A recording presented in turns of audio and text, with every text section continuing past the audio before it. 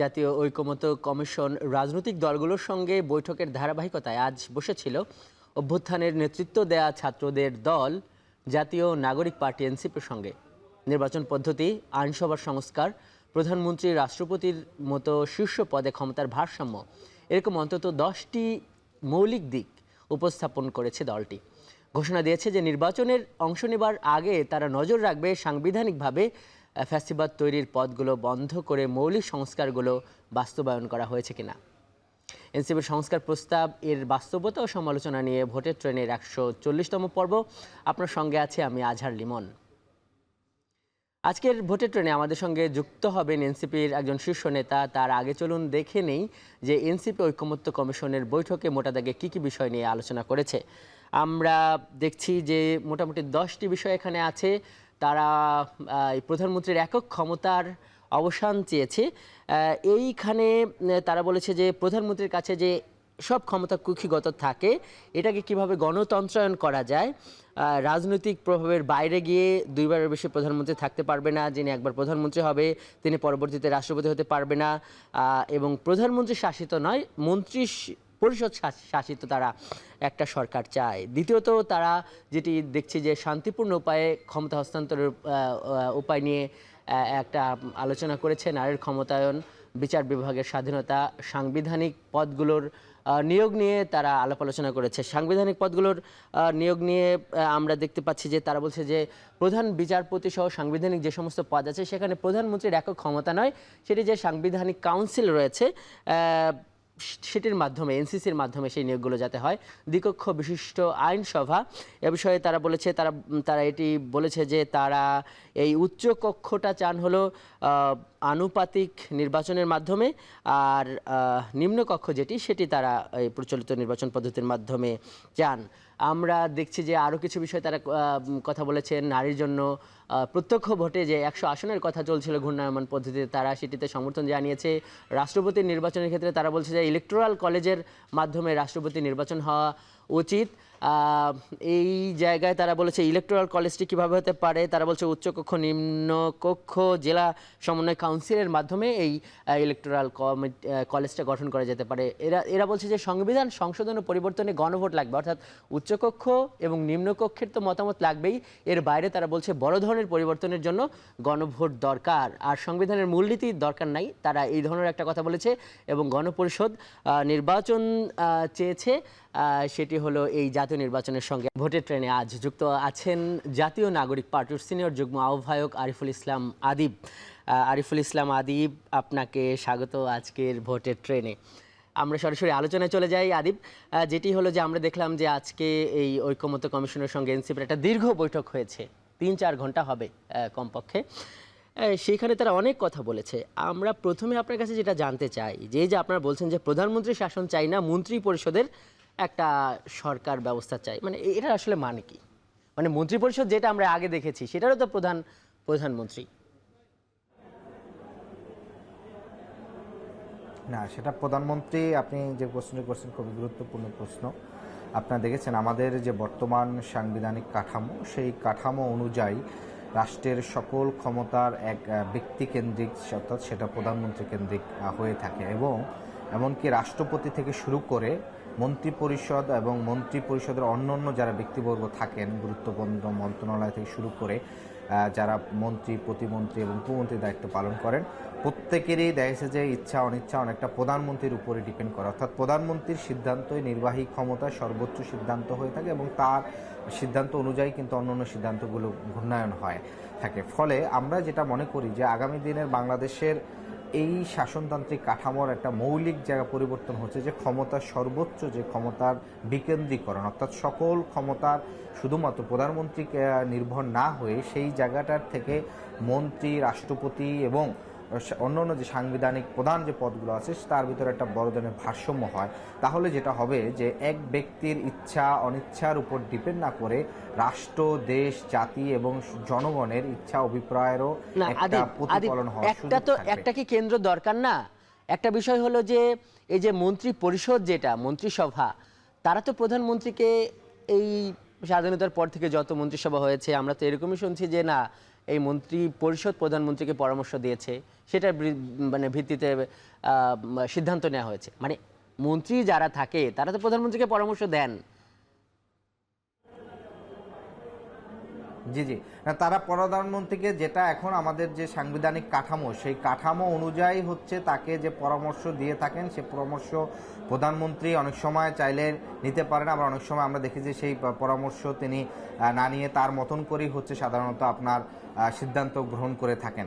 ফলে সেই জায়গাটি যেটি হয় যে দেখা যাচ্ছে যে একই ব্যক্তি প্রধানমন্ত্রী থাকা অবস্থায় রাষ্ট্রের যত গুরুত্বপূর্ণ সিদ্ধান্তগুলো আছে সাধারণত তার কাছ থেকে এসে থাকে, আমরা দেখে থাকি। আপনি দেখবেন যে আমাদের বিগত সময়ের যে রাজনৈতিক চর্চাগুলো আছে, অর্থমন্ত্রী ধরেন কোন একটা সিদ্ধান্ত নিয়েছেন, তিনি বলছেন যে প্রধানমন্ত্রী চেয়েছেন, এই সিদ্ধান্তটা গ্রহণ করা হয়েছে। কিংবা শিক্ষামন্ত্রী ধরেন, তার মানে আপনি এটা বলতে চাইছেন যে মন্ত্রীরাও তাদের যে পরামর্শগুলো, তাদেরও পরামর্শ নেবার একটা ক্ষমতা থাকবে, এরকম একটা বিষয় সংবিধানে থাকবে, তাই তো? যে ক্ষমতা সেটাকে আরো বেশি প্রাতিষ্ঠানিকীকরণ এখন যেটা আছে সেটা গেছে যে আপনার প্রধানমন্ত্রী ইচ্ছাটা জাস্ট হচ্ছে মন্ত্রী হচ্ছে তিনি প্রকাশ করেন, কিন্তু আমরা যেটা চাই যে প্রত্যেকটা মন্ত্রী তাদের যে সিদ্ধান্ত গ্রহণ, তার মন্ত্রণালয় কেন্দ্রিক যে সিদ্ধান্ত গ্রহণের জায়গাটা কিংবা হচ্ছে বাস্তবায়নের ক্ষেত্রে সেই জায়গাটা তিনি একটি স্বাধীন এবং তার স্বতন্ত্রভাবে। যে বললেন যে না, মন্ত্রীদেরও আলাদা একটা সাংবিধানিক ক্ষমতা থাকবে মতামত দেবার ক্ষেত্রে, রাষ্ট্রের নীতি নির্ধারণের ক্ষেত্রে, সরকার পরিচালনার ক্ষেত্রে, কিন্তু এই যে মন্ত্রী নির্বাচিত হবে কিভাবে, মানে মন্ত্রিসভাটা গঠন হবে কিভাবে? না, মন্ত্রিসভা তো বর্তমান যে ব্যবস্থাটা আছে, যে ধরেন আমাদের শাসনতান্ত্রিক যে সংসদ, পার্লামেন্টারি সংসদ, সেই জায়গা থেকে যেটি হচ্ছে যে আপনার যারা জনপ্রতিনিধি নির্বাচিত হবেন তাদের থেকে সিদ্ধান্ত গ্রহণের মাধ্যমে মূলত মন্ত্রী আপনার হচ্ছে নির্বাচিত হবেন। কিন্তু আমাদের দেশে যেটা হয়ে থাকে, যেহেতু আপনার দলীয়ভাবে সকল ক্ষমতা দলীয় প্রধানের কাছে থাকে এবং ওই দল যখন রাষ্ট্র ক্ষমতায় দায়িত্ব গ্রহণ করে, রাষ্ট্রের দায়িত্ব গ্রহণ করে, এবং রাষ্ট্রের প্রধান কিন্তু ওই একই ব্যক্তি হন, অর্থাৎ দলের প্রধান এবং হচ্ছে রাষ্ট্রের প্রধান থাকেন। ফলে যেটা হয় যে মন্ত্রীরা বিভিন্ন মন্ত্রণালয়ের প্রধান কর্তা, নির্বাহী প্রধান হিসাবে থাকলেও দেখা যাচ্ছে যে দিন শেষে সংসদে কিংবা বিভিন্ন সাচিবিক সিদ্ধান্ত গ্রহণের ক্ষেত্রে তিনিও সেই প্রধানমন্ত্রীর ইচ্ছা অভিপ্রেচ্ছার উপরে নির্ভর করে থাকেন। কেননা কিন্তু তিনি দেখেন যে তিনি যদি তার ইচ্ছা অনিচ্ছার উপর যদি সিদ্ধান্তটা, এখন যে সংবিধানটি যে আছে সেখানে তো এভাবেই লেখা আছে যে প্রধানমন্ত্রী সময় সময়ে যখন যেভাবে চাইবে মন্ত্রী নিয়োগ দেবে, মন্ত্রিসভা গঠন করবে। মানে আপনাদের যে প্রস্তাব সেইখানে এই মন্ত্রীদেরকে নিয়োগ দেবে,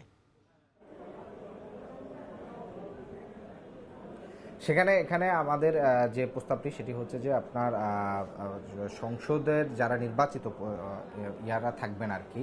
এখন যেটি হচ্ছে যে ধরেন হচ্ছে আপনার পুরো প্রক্রিয়া যেটি হয়ে থাকে যে নির্বাচিত যারা সরকার গঠন থাকেন তাদের নির্বাচিত প্রতিনিধিদের সম্মতিতে প্রধানমন্ত্রী হয়ে থাকে, প্রধানমন্ত্রী তার হচ্ছে পুরো মন্ত্রী পরিষদ গঠন করেন, অর্থাৎ ওই এক ব্যক্তির ইচ্ছায় কিন্তু বাকি পুরো পরিষদটা গঠিত হয়। সেই জায়গা থেকে যদি এখানে পুরো সংসদীয় সদস্যদের কাছে এবং হচ্ছে, মানে আপনি কি এটা বলতে চাইছেন যে সংসদ সদস্যরা প্রধানমন্ত্রীকে যেভাবে নির্বাচন করবে সেভাবে মন্ত্রিসভায় কে কে থাকবে তারাও সংসদ সদস্য, তাদেরও সংসদ সদস্য নির্বাচন করবে? সিদ্ধান্ত গ্রহণের একটা গুরুত্বপূর্ণ এটা একটা ভালো দিক।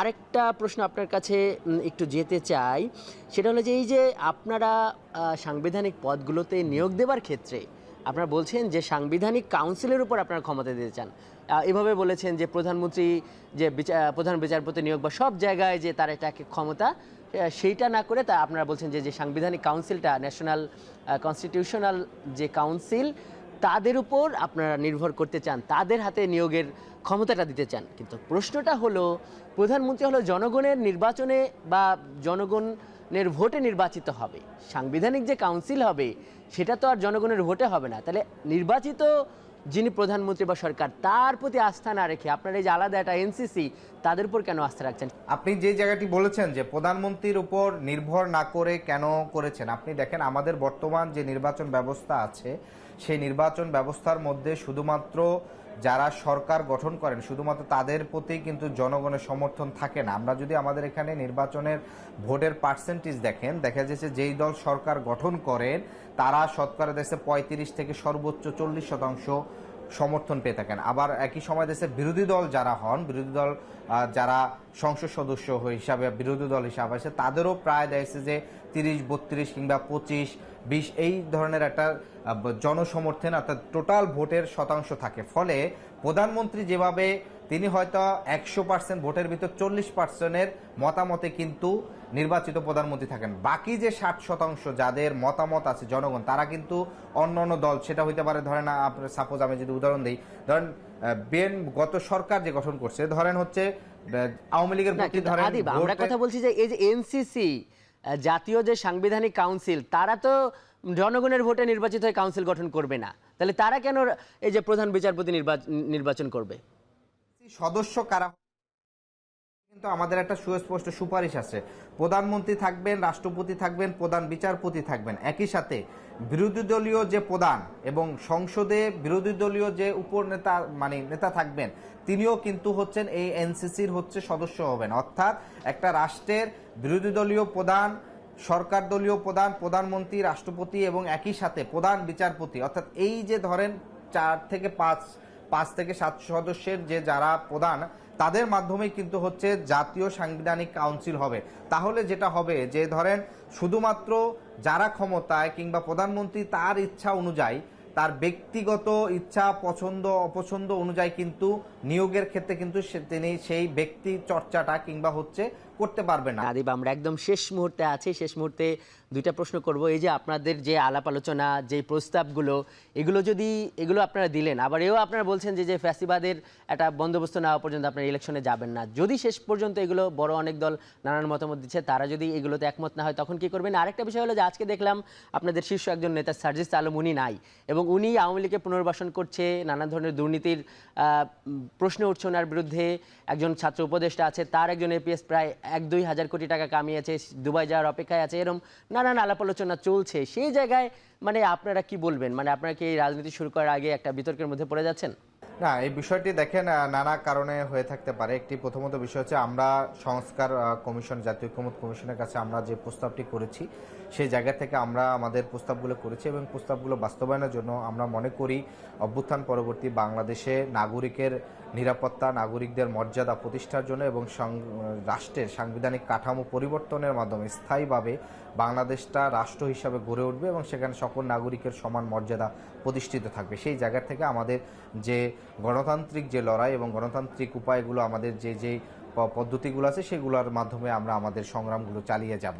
আর আপনি যে বিষয়টি বলছেন যে দেখেন এখানে জাস্ট অভিযোগের ভিত্তিতে শুধু বলা হচ্ছে যে অমুকজন 1,500 টাকা নিয়েছে, 2,000 টাকা নিয়েছেন, কিংবা বলা হচ্ছে যে কোনো এক গ্রুপ থেকে নেওয়া হচ্ছে, কিন্তু এগুলোর আসলে সুস্পষ্টভাবে কিংবা আমাদের দলীয় দলের কাছে কিংবা কেউ কোনো সুস্পষ্ট এটার কি বলে প্রমাণপত্র দেওয়া কিংবা অভিযোগ করা সে আকারে কিন্তু আসে না। ফলে এই অভিযোগগুলো নানা কারণে হয়ে থাকতে পারে যে আপনার রাজনৈতিক ভাবে প্রতিপক্ষকে রাজনৈতিক বিতর্ক, আমরা যে পুরনো জায়গায় যেটা দেখেছিলাম যে প্রতিপক্ষকে নানাভাবে রাজনৈতিকভাবে ঘায়েল করার জন্য আপনার এই বিতর্কগুলা উস্কে দেওয়া হয়। আর আজকে যেটি বলেছেন যে আদিব, ধন্যবাদ আমাদের সঙ্গে যুক্ত হবার জন্য। আপনারা বলছেন যে অভিযোগ আসেনি, কিন্তু অভিযোগ প্রমাণ নেই, কিন্তু অভিযোগ আসলেও তো সেটাকে তদন্ত করার দায়িত্ব আছে দলগুলোর। নতুন বাংলাদেশের যে রাজনৈতিক বন্দোবস্ত, সেখানেও হয়তো এটাও একটা আলোচনার বিষয়। ধন্যবাদ আজকের ভোটের ট্রেনে যুক্ত হবার জন্য। দর্শক দেখছিলেন ভোটের ট্রেন, এতক্ষণ সঙ্গে থাকার জন্য ধন্যবাদ।